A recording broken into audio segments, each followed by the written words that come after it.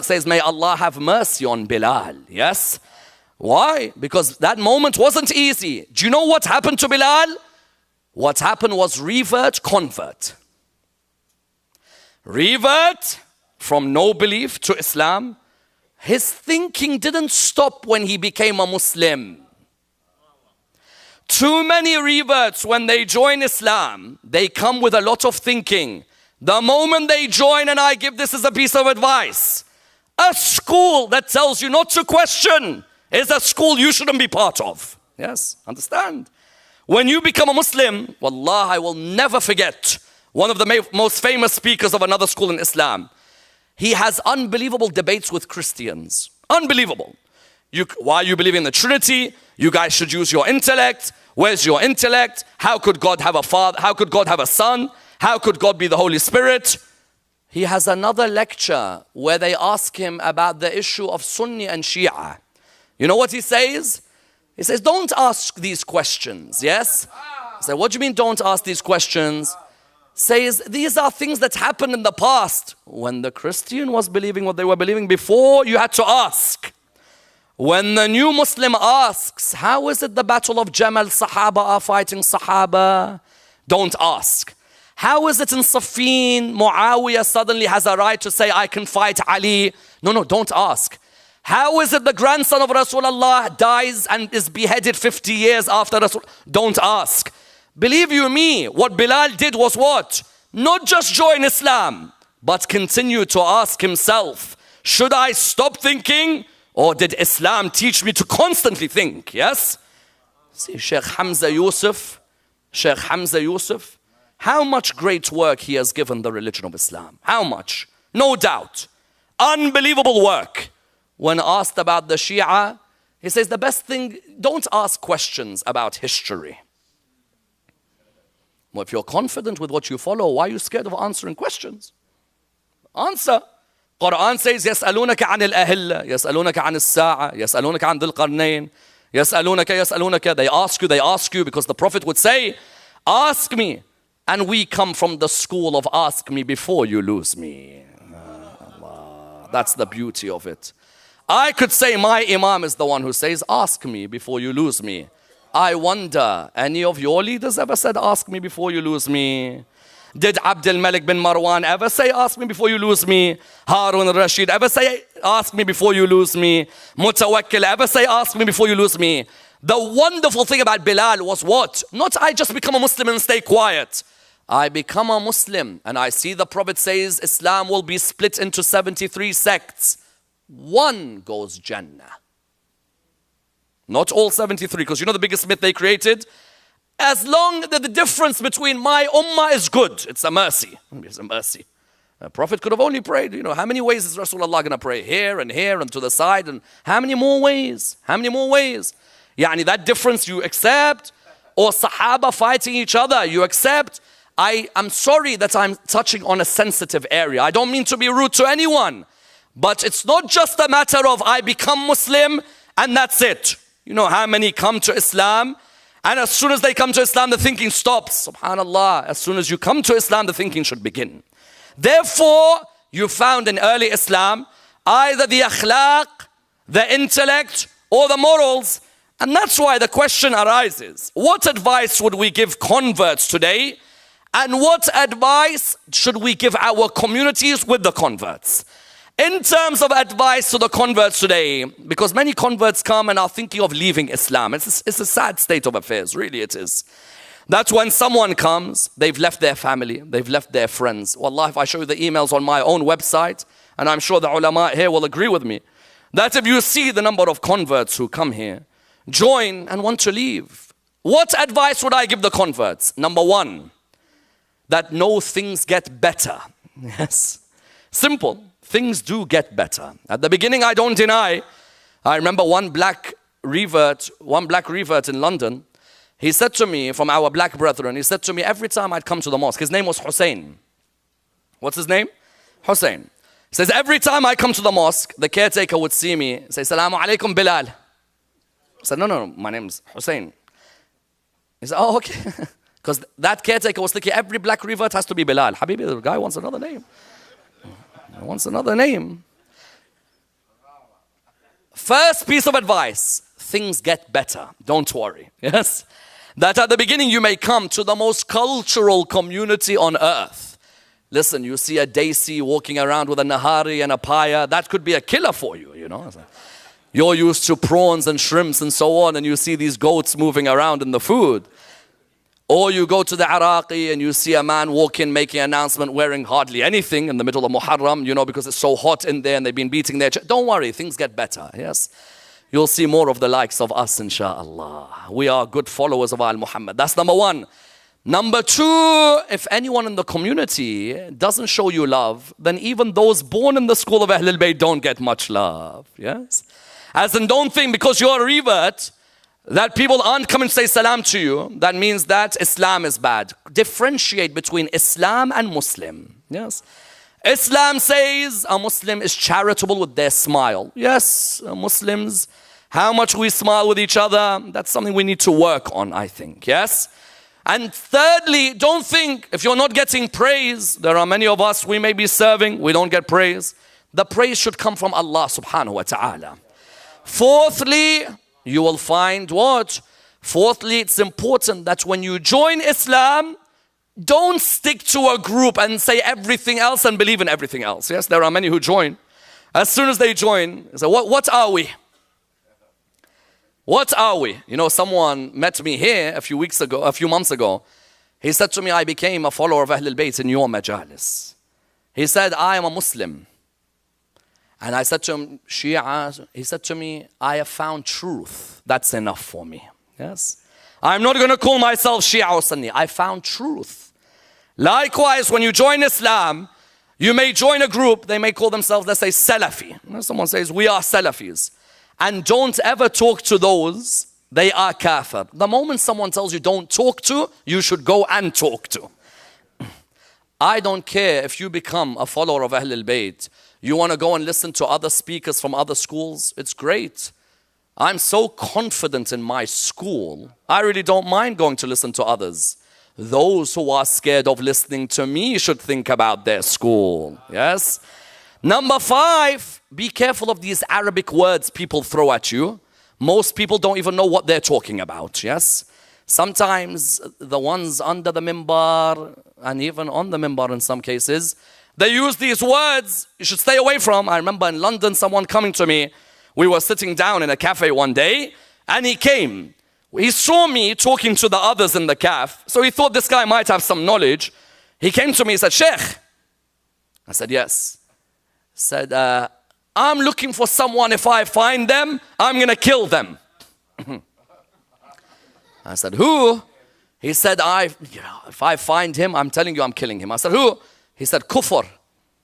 I said, who's Kufr? He's like, what do you mean? I said, Kufr is not a person. Kufr is a particular way where you reject or you disbelieve. He's like, oh, so Kufr is not a person? So I'm like, no. He goes, every lecturer says if we find Kufr, we must kill him. I was like, no. I said, Kufr is not a person. Kufr, because you hear these words, bid'ah, kufr, shirk. Be careful with these words, yes? This goes out to every convert that you meet. Tell them, listen, don't straight away believe in these. Because there may be someone comes and tells you bid'ah, bid'ah, bid'ah, and you don't realize you've joined the school where the king of bid'ah exists.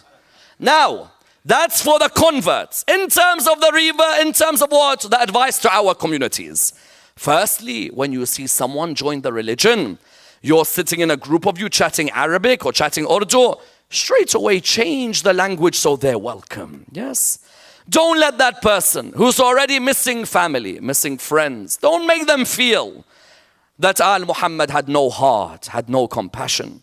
You know, 6th Imam used to say about our brothers from Ahlul Sunnah, go to pray with them, yes? Go to their funerals, so they will say, truly Ja'far al-Sadiq brought up his Shia in a good way, yes?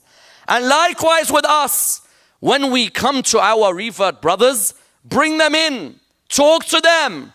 Do you know how many of us pushed our revert brothers and sisters away because of our despicable behavior? Arrogant behavior. Even insults must be a spy. The person knows more about Ahlul Bayt than you. Don't even accuse them of being a spy. Secondly, do not have a problem with your daughters marrying reverts or your sons marrying reverts. Did not Imam al-Hussein marry a revert? And she gave him Zayn al-Abidin. Yes. Did not Imam al-Askari marry a revert? And she gave him the man you claim to be your Imam now. If your son comes and he says, Dad, I met a sister in the community and she's joined the religion of Islam, that girl probably knows more about Islam than you who are waiting for a Sayyid to come. Allahu Akbar. From Punjab and Hyderabad. How many emails I receive. And I'm being serious here. This is a soft spot. How many emails I receive. Sayyid, I'm 31, I'm a Sayyida. My dad says I can only marry a Sayyid. I'm 33, I'm a Sayyida. My dad. These daughters of yours, Quran said, Inna akramakum inda Allahi atqakum. The best amongst you in the eyes of Allah is the one with taqwa. No one said, Inna akramakum inda Allahi Bani Hashim, for example. Even Imam Zayn al-Abidin meets Tawus al-Yamani by the Kaaba. He says, listen, you're a slave, you're a master. All of you are judged on the day of judgment together.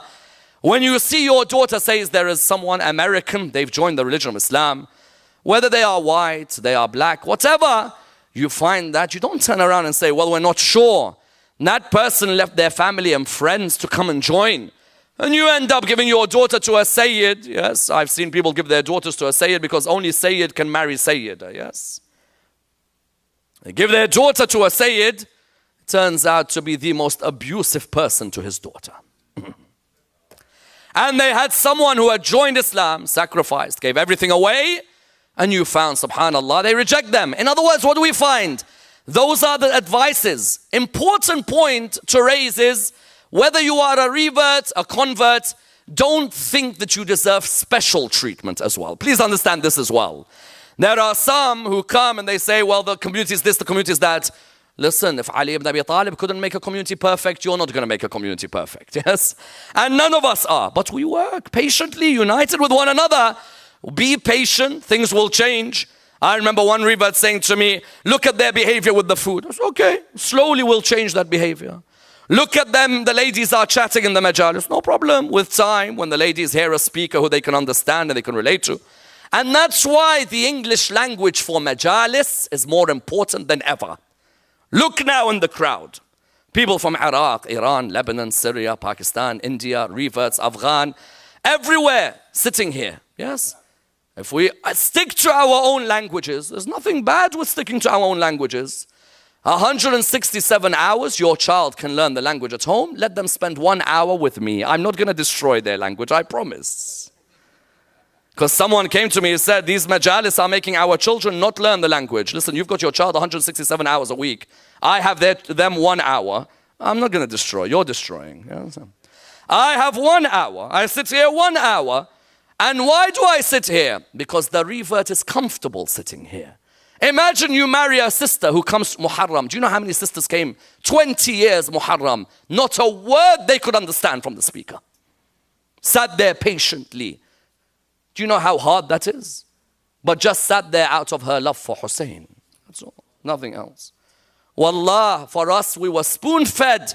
Those sisters who have come from South America, who come to Islam, the brothers from South America, brothers from Africa, they come to majalis, and you find the person saying, no, it sticks in Urdu. There's nothing else. It sticks in Arabic. Don't you see there is a human sitting there? Don't you ever think there is a possibility? But alhamdulillah, we are moving in that direction now. Now, we've seen that the religion has become such a small world that we need to move towards there. And you find, arguably, some of the greatest tests were faced by these reverts and converts. I tell you, however much I speak on this issue, none of us will appreciate what it's like when a dad says to you, never come home again. Someone says, how do I treat my parents if they hate Islam? What do I do if they hate the religion? You treat them with akhlaq always. Never disrespect your parents. Why? Because you are their heart walking outside their body. When you think that they're angry, it's not that they're angry with you. It's just that fear. What have you joined? Al-Qaeda, ISIS, Boko Haram. Honestly, I don't blame them. I don't blame them. The media has done a great job of labeling all of the Muslims as those groups. I don't blame them. You see your son or your daughter join and say, I'm joining Islam. What's Islam? Shia. What's Shia? Iran. Straight away they hear Iran. What do they perceive? What the media says to them about Iran, they perceive that you're going to be something like that. Saudi Arabia, and so on and so on. Never disrespect your parents. In Islamic history, I'll never forget, Utbah bin Rabi'a, father of Hind, yes, leader of the opposition on the day of Badr. His son, who was called Abu Hudhayfa, was on the side of Rasulullah. Do you know how difficult that was? Utbah bin Rabi'a didn't want Badr to happen. He was Hind's father. He never wanted Badr to happen. Why? Because he felt sad he may face his son Abu Hudhayfa. Yes. He had Walid, he had his brother Shayba, and he had Abu Hudhayfa, the son, at the beginning of the battle. And I'm sure those of you who've seen the film The Message, you've seen the young man who puts his head down when he sees his father come out. Have you ever put yourself in that position? Where now you may face your father like that? And Rasulullah, Hamzah looked round at him. Because what happened was, Utbah bin Rabi'a came out. He said, which one of you will fight me? At that moment, Abu Hudhayfa, he was going to come out. Hamzah said, no, stay back. I know this is difficult for you, yes? Because it's not easy for you. That's your father, your own flesh and your blood. At that moment, you found that his father came out. His father saw him coming out and even brought a tear. Utbah bin Rabi'a is the father of Hind, wife of Abu Sufyan. It's not easy for him to cry. But it was so difficult for this person. So you found him, you found others. Jamila, the daughter of Abdullah bin Ubay, married Hanbala, who was the son of Abu Amr. Abu Amr was an enemy of Rasulullah. Abdullah bin Ubay, enemy of Rasulullah. Their children loved Rasulullah. Subhanallah. Subhanallah. Their children, the fathers are enemies, but the children loved when they found the spark of Islam. Nothing's going to stop that spark, yes? Because they've realized that I'm going to make this big sacrifice because in the hereafter, the reward will be greater, yes? But when you are with your parents, someone says, can I go home if they cook me food? For example, my parents are Hindu, I'm Muslim. If they give me a cup of tea, is the tea suddenly najis? Come on. Ayatollah Al-Khu'i, may Allah bless his soul. You know, his grandsons are with us today. You find that he was asked this question, that you know what, these Hindus are najis, so someone's Muslim, can they? He said, this person's made such a great sacrifice joining Islam. Now you tell him you can't eat your parents' food. That person, there's a cup of tea, and you're drinking tea. What do you mean najasa, najasa? It's enough for that person to have left their parents' religion. And now all of a sudden you don't want to show the akhlaq of the religion of Islam. And I discussed this with Sheikh Ishaq Fayyad, may Allah lengthen his life. I discussed this and he said to me, he said, don't bring a bad image to Islam. That Hindu offers you something, you don't bring a bad image to the religion. As one of our maraja and Najaf. And he made it clear, you don't bring bad image to the religion of Islam. If you can say, for example, that we can eat somewhere where there is halal food. If not, they've offered you a sweet, for example. Ayatollah Sistani, yes, he may tell you, well, if you've seen the wet hands and impurity. But none of them want Islam's image to be hurt. None of them want akhlaq to come and be forgotten. And that's why when you look towards the 10th of Muharram, you find reverts joining the army of Abu Abdullah. Yes? You find converts, you find reverts. Of them, for example, you find Zuhair ibn al-Qayn. There's an opinion that Zuhair ibn al-Qayn was what? Zuhair ibn al-Qayn, there is an opinion that he was an Uthmani. Uthmani in those days, there was no Ahl Sunnah wal Jama'ah. At the time of Karbala, there was no Ahl Sunnah wal Jama'ah. If they called you, they may call you Uthmani, they may call you Murji'ah. They don't call you Ahl Sunnah wal Jama'ah. Some say, well, it was the year of the Jama'ah with Muawiyah. Yeah, the year of the Jama'ah, not Ahl Sunnah wal Jama'ah. You find that Zuhair ibn al-Qayn, the narrations, what do they mention? He had come back from Hajj. Abu Abdullah had come back. The tents had crossed. And when the tents had crossed, what do the narrations mention? The narrations mention that Imam al-Hussein had sent a messenger to tell Zuhair to come and join him. Daylam, the wife of Zuhair ibn al-Qayn, she was there. And what do the